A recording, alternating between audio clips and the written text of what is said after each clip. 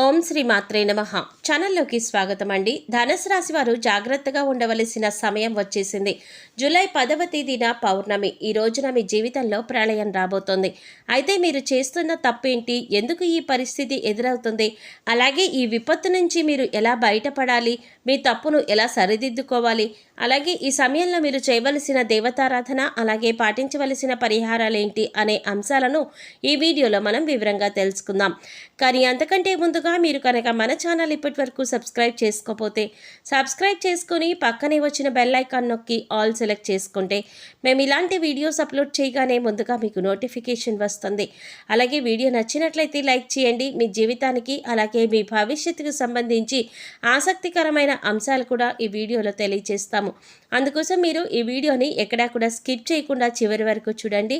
అప్పుడే మేము ఏం చెప్తున్నామో మీకు పూర్తిగా అర్థమవుతుంది. ముఖ్యంగా మీ కుటుంబ సభ్యుల్లో కానీ, మీ స్నేహితుల్లో కానీ, మీకు తెలిసిన వారిలో కానీ ధనుసు రాశి వారు ఉంటే వారితో మర్చిపోకుండా ఈ వీడియోని షేర్ చేసుకోండి. ఈ రాశి వారికి కోపం చాలా అధికంగా ఉంటుంది. అయితే వచ్చిన కోపం ఎక్కువసేపు నిలవకపోయినా కూడా ఈ కోపం వల్ల అనేక రకాల సమస్యలు కొని తెచ్చుకుంటారు. చిక్కుల్లో పడే అవకాశం కూడా ఎక్కువగా ఉంటుంది. అంతేకాకుండా మీ జీవితంలో ఒడిదుడుకులు సమస్యలు కూడా ఎక్కువగానే ఉంటాయి.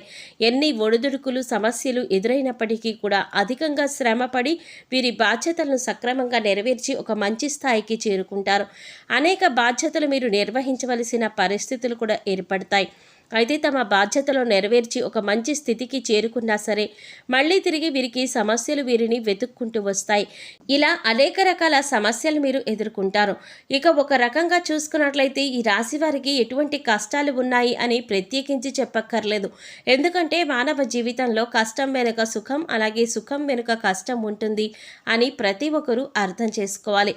అయితే మిగిలిన రాశుల వారందరికంటే కూడా ధనుసు రాశి వారికి కష్టాలు ఎక్కువగానే ఉన్నాయని చెప్పుకోవాలి. ఎందుకంటే వీరి జీవితాన్ని చూసుకున్నట్లయితే కొన్ని ముఖ్యమైన అంశాలలో అనేకసార్లు నిరాశకి గురైన సందర్భాలు కూడా ఉన్నాయి. అలాగే ఈ రాశివారు దయాగుణము, దానగుణము కూడా అధికంగా కలిగి ఉంటారు.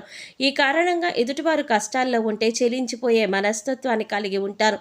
ఇక వీరి దగ్గర సహాయం చేసే పరిస్థితి ఉన్నా లేకపోయినా ఎదుటివారు కష్టాల్లో ఉన్నామంటే మాత్రం ఖచ్చితంగా సహాయం చేస్తారు.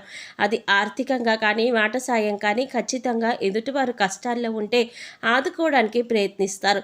అయితే వీరు ఎదుటివారికి ఎంత సహాయపడినప్పటికీ కూడా వీరికి అవసరమైనప్పుడు మాత్రం ఎదుటివారు సహాయపడడానికి అంతగా ముందుకు రారు. ఈ అంశం వీరిని మానసికంగా బాధ పెడుతుంది. అయినా కూడా వీరు సహాయం చేసే గుణాన్ని వదులుకోరు. ఎదుటివారి చేతిలో ఎంత మోసపోయినా మళ్ళీ తిరిగి వారిని నమ్ముతూ ఉంటారు. ఒక రకంగా ఈ రాశివారు మానసిక స్థిరత్వాన్ని కలిగి ఉంటారని చెప్పాలి. ఈ విధంగా మీరు ధైర్యాన్ని కోల్పోకుండా ఉంటే కష్టం వెనకాలే సుఖం వస్తుంది అన్న విషయాన్ని గ్రహించాలి.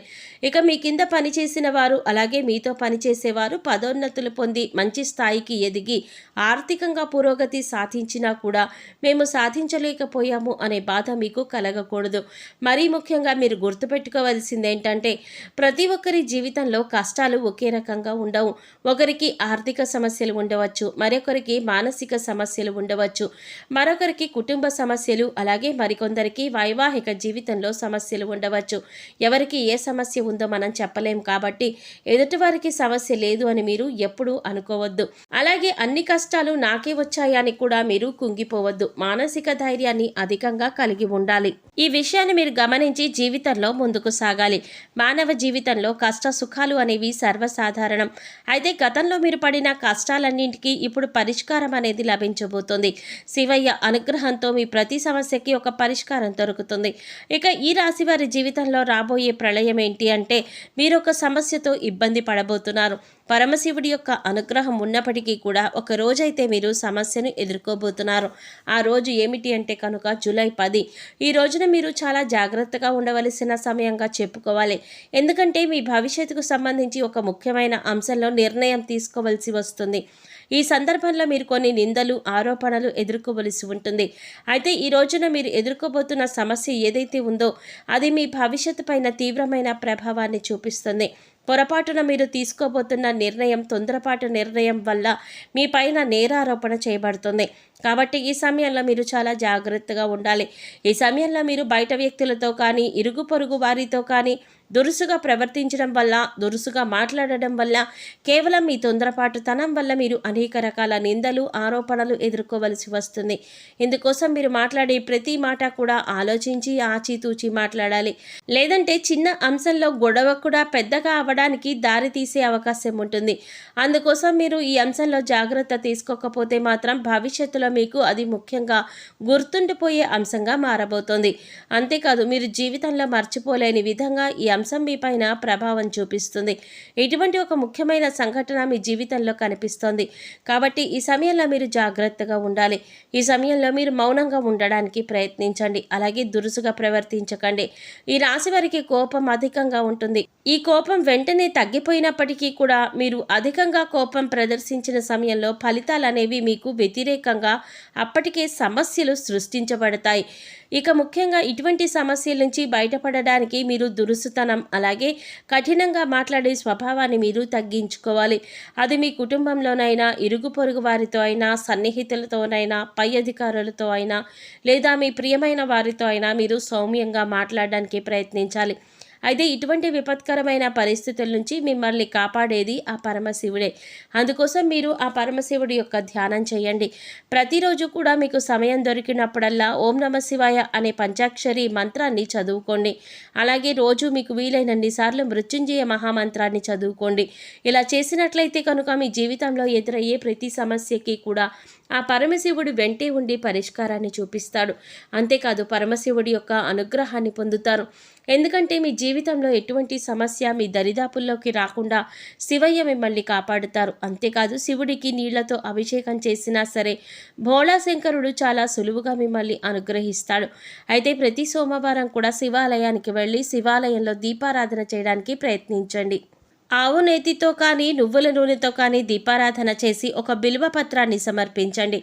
ఒకవేళ మీకు గుడికి వెళ్ళడానికి కుదరకపోతే మీ ఇంట్లో ఉండే శివలింగానికి బిల్వ పత్రాన్ని సమర్పించండి. నీటితో అభిషేకం చేయండి.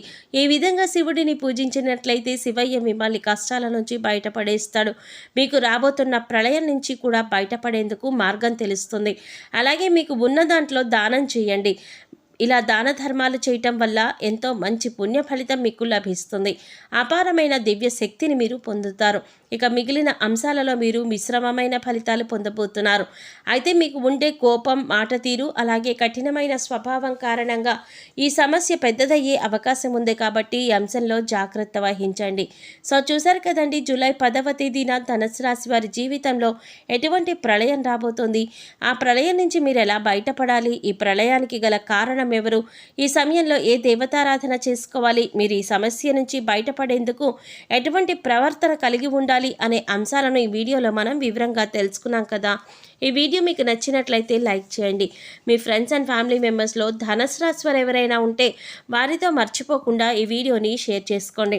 అలాగే ఇప్పటివరకు మన ఛానల్ కనుక సబ్స్క్రైబ్ చేసుకోకపోతే సబ్స్క్రైబ్ చేసుకొని పక్కనే వచ్చిన బెల్ ఐకాన్ నొక్కి ఆల్ సెలెక్ట్ చేసుకుంటే మేము ఇలాంటి వీడియోస్ అప్లోడ్ చేయగానే ముందుగా మీకు నోటిఫికేషన్ వస్తుంది. మరో చక్కటి వీడియోతో మళ్ళీ కలుద్దామండి. ఓం శ్రీమాత్రే నమః.